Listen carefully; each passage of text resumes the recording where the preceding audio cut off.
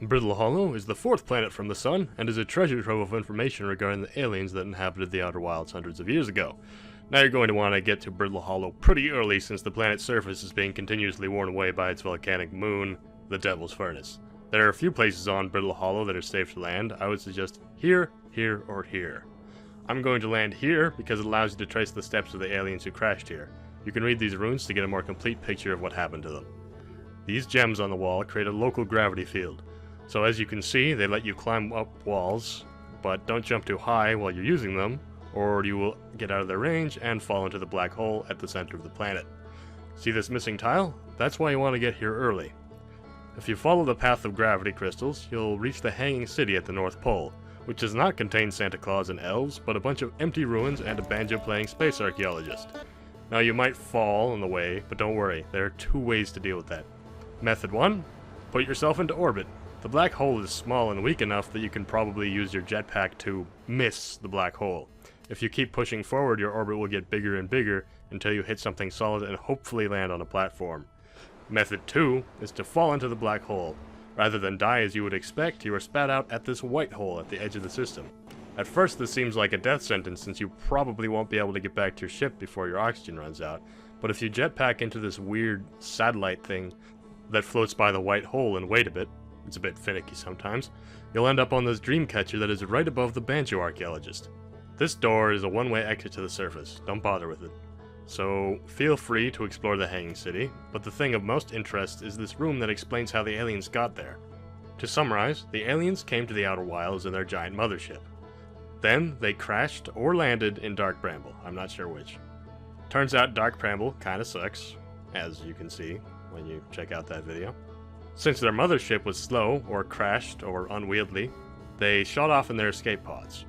One escape pod immediately crashed on Dark Bramble, one went to the Hourglass Twins, and one landed here. After you've seen everything you want to see in the Hanging City, do this.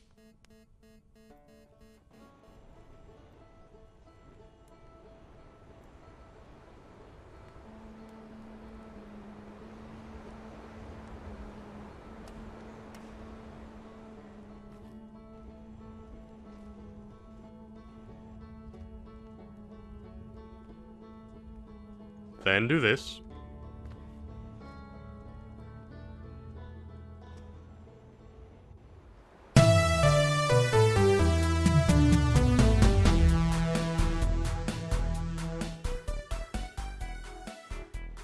This is where the aliens did all their science.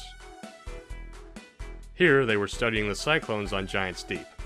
They noticed that some of the cyclones went counterclockwise, so they made these models of a clockwise cyclone and a counterclockwise cyclone.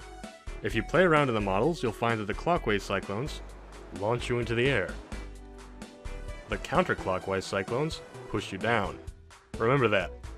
They were using this telescope to track the movements of the moon that wanders, or as we know it, the quantum moon. They have more interesting information on this, but that keeping it in the same place would make too much sense. To find that, fly over to this ruin,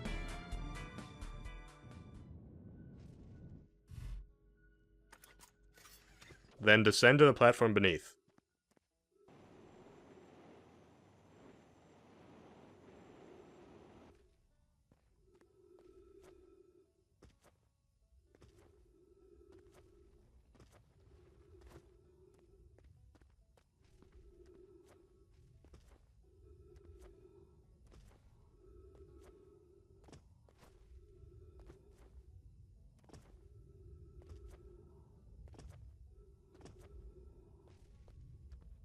You need to jetpack up first to this lip around the entry hole.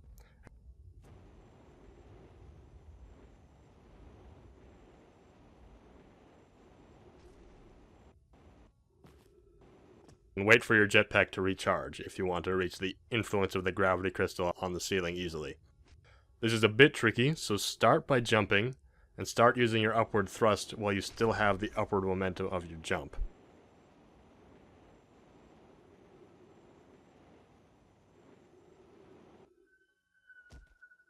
Once you get to the ceiling, you can read about how they know of 4 positions the quantum moon has, and they believe that there is a 5th location elsewhere. Remember that. The third landing site I didn't cover and has a lovely hiking trail, but not much of interest. You should check out one of the planets that the aliens wrote about next. Or not. Whatever. I'm not your dad.